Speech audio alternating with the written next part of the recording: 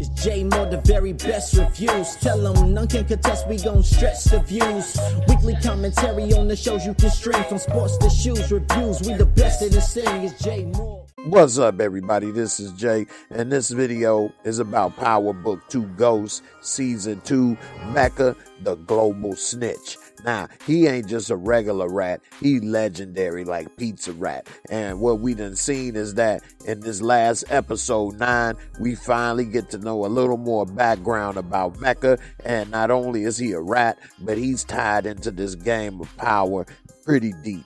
And he even admitted to how he even snitched on Lobos. I'm gonna get into that, and whether he was an informant or a snitch, which one is worse, I'm gonna talk about that too. Now, if you new, please subscribe, bang that bell. Once I get 30K subs, I'm gonna do a $100 Cash App giveaway to celebrate. So let's get that done. Now, when we see Mecca, if you paid attention through the whole story, he was dropping clues that he was on some surveillance snitch type stuff to begin with. He's sitting there with the binoculars, checking everybody out, looking at Zeke from afar. He's been extra manipulative from the get-go. I was always wondering what was his angle with Monet and how he was trying to get with her, but at the same time manipulating Kane. But Zeke is his son. Why didn't you just talk with Zeke?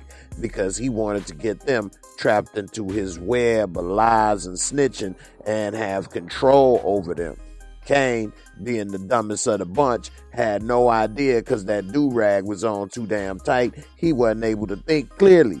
And Mecca saw that and used him to his advantage. Now, the last episode, he had to go ahead and put the claws on Kane and damn near choke slammed him like the Undertaker, because Kane, he don't listen. He been messing up. He knows, as he said later in the episode, that he was the one that set him up.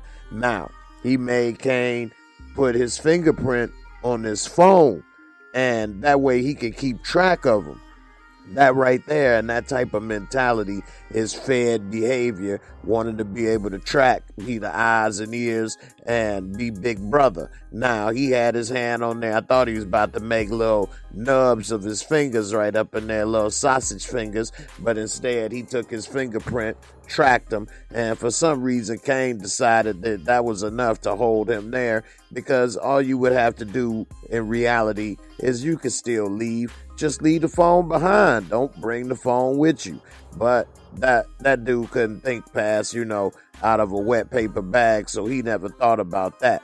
Nevertheless, we see that Mecca has big plans, and the reason that he was where he is because he was able to be an informant for the feds. Now, an informant gets paid, whereas a snitch a lot of times is doing it for free and trying to save their own ass, whereas he was getting paid to set people up, and it also gave him a license to kill. Now, with Zeke, we already know Zeke don't know nothing, and so he ain't know what the hell was going on. But I think that he manipulated this whole situation right here into having Zeke information put out in the streets that he was older, because he wants Zeke and Monet to be with him.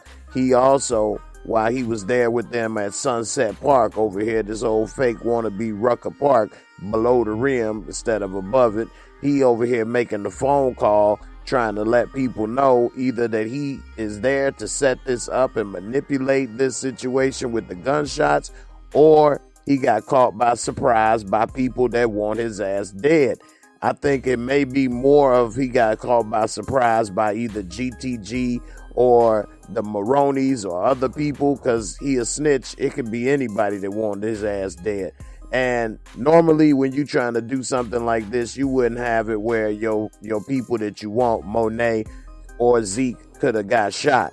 Now, he was trying to get surgical with that iron and take some shots back at their ass, as well as Monet. And he did look a little frustrated, a little spooked. But we saw Monet, when she was talking to him, she said she think it's Lorenzo. Now, maybe he had did that so that he had an excuse to maybe take out Lorenzo.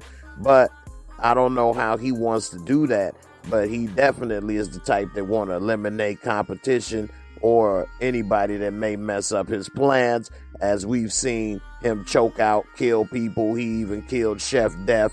So he doesn't have a problem with eliminating problems. Now, we later saw in this episode 9 that when he realized that bag was gone, his little goodie bag, he was pissed. Now, I don't know why he would put all his eggs in one bag, so to speak, but once he realized that, he was ready to kill Kane. He pulled the gun on him and said, look, I know you the one that ripped me off, but I let that slide. But this bag, oh, hell no.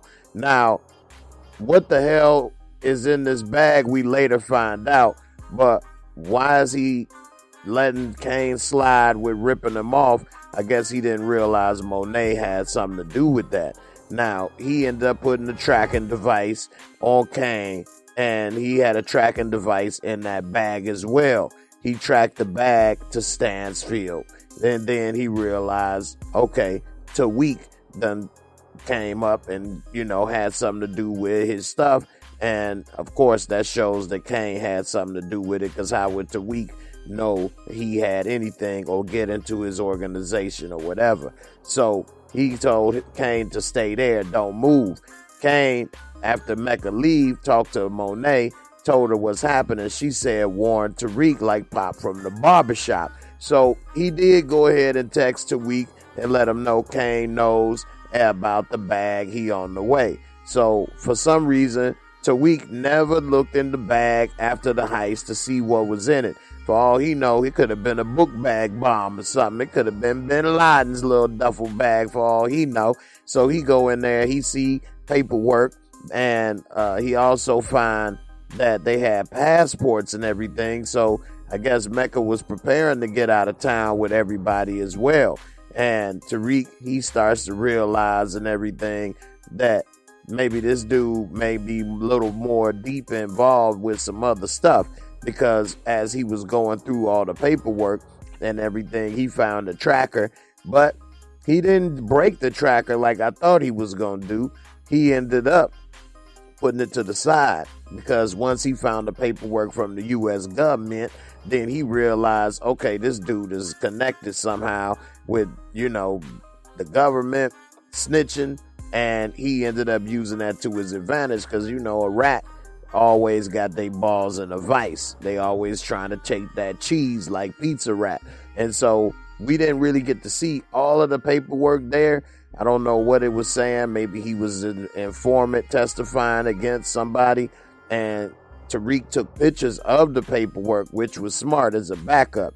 He also called Davis Mclean, who I would be talking to all the damn time, as much money as he done broke off Davis Mclean. Hey, we boys, okay? We boys. You need to be, coming through on the regular.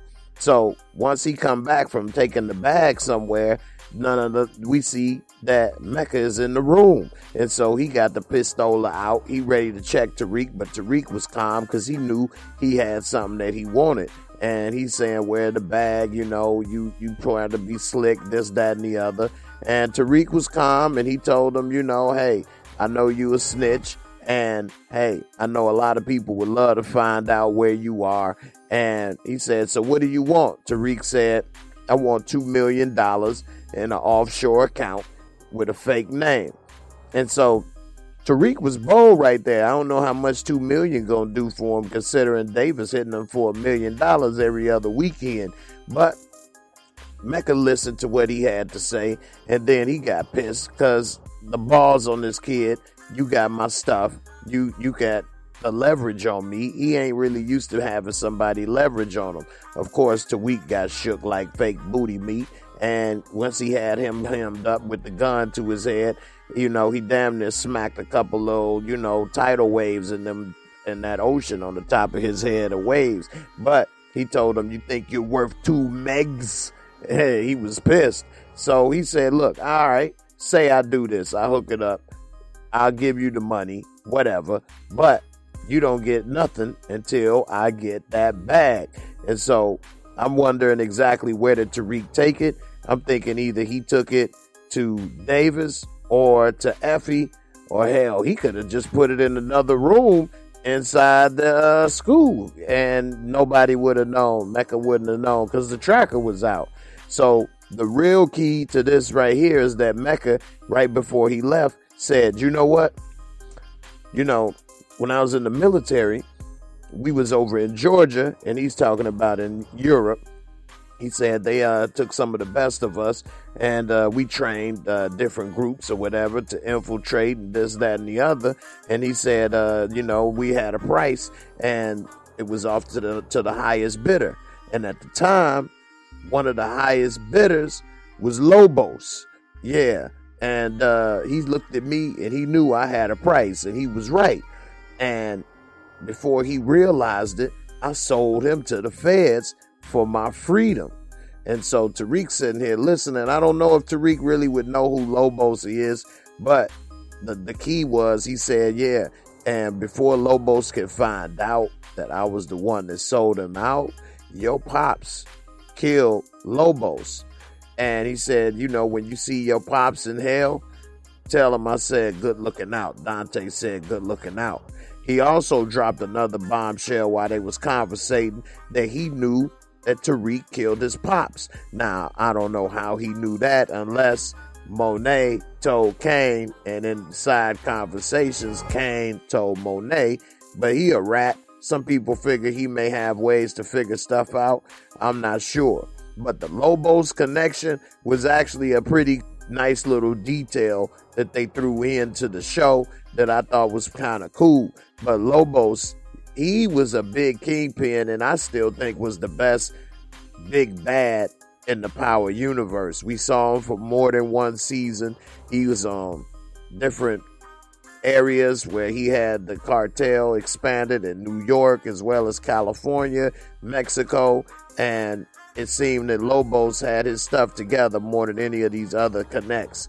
Now, it seems that Dante may know a little bit more about Ghost, but as of now, we don't know. Now, I don't know how he knew that Ghost was the one selling the dope. I mean, you know, as Lobos called them, Fantasma. Okay, Fantasma. So, I don't know. Maybe he figured that was, you know, James St. Patrick. As him being a snitch, part of the, you know, different special forces organizations or whatever the case, maybe he had some other inside information, but since they wasn't looking for Ghosts, then maybe that's why they didn't do anything about it.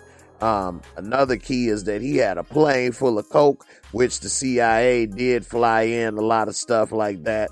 And maybe with the Grand Theft Auto hangar and different stuff, he was connected with a lot of things more that we just haven't learned about yet. I definitely hope he doesn't die so soon. They have made him kind of crumble kind of quick and show a couple chinks in his armor. But I hope in the end that at least we could see him for 2 seasons. Monet is trying to turn him against Lorenzo, and I don't think that he will take out Lorenzo so easy, or he may try to change up the plan. But in the end, I do think he probably wants Lorenzo gone, because that would be competition for her love.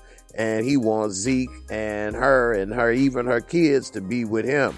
But we all know Diana never fall for it. But we already saw Kane was on board with killing his pops, which is just straight trash. No loyalty from Kane. So we'll see.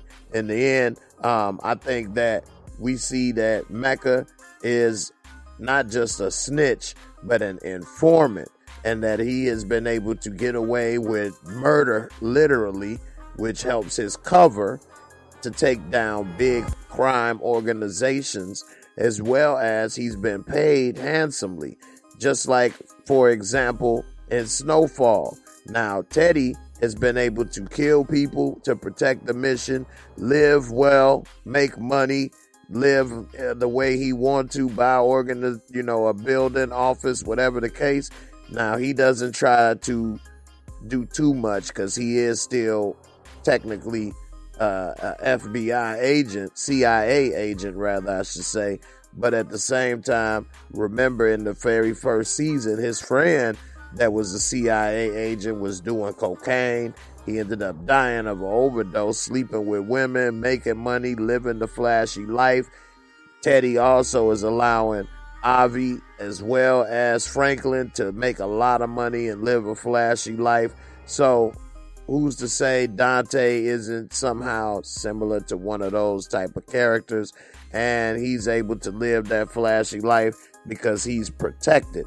And is he trying to take down maybe Monet's original connect or some other connect in New York that we don't know about? Because what was his main goal there? He came back just for Monet?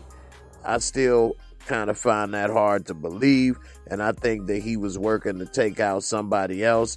Maybe that's why he was going at the Maroney so hard, because that's his mission, to take them out for the government. Y'all let me know what y'all think about that. Make sure that you guys go in the description box below and join my channel membership. Become a Tommy Egan goon or higher. Be able to join the Discord, talk with me, watch videos with everybody. It's a nice group of people in there, men and women. Everybody's cool. We get along, have a great time, and joke. We got a rap battle coming up for members only. A couple of the Discord members is trying to have a rap battle. I mean, we have a lot of fun, so definitely go in the membership, join the membership in the description box below. Don't forget to subscribe, bang that bell, and let's get to 30K subs. We extremely close. I want to do this $100 Cash App giveaway. I'm extending it. Go ahead, hit it up, and I'll see you on the next video. Peace. Weekly commentary on the shows you can stream, from sports to shoes reviews. We the best in the city. It's JAYMOOREREVIEWS. Not getting tuned. Just know that we locked in on a scale from Uno to DS. We stock 10, leveling up weekly. Make sure you don't miss yours. Entertaining conversations. Come join the Discord. From watching live with the fans to cash giveaways, clocking hard hours. This here ain't Minute Maid.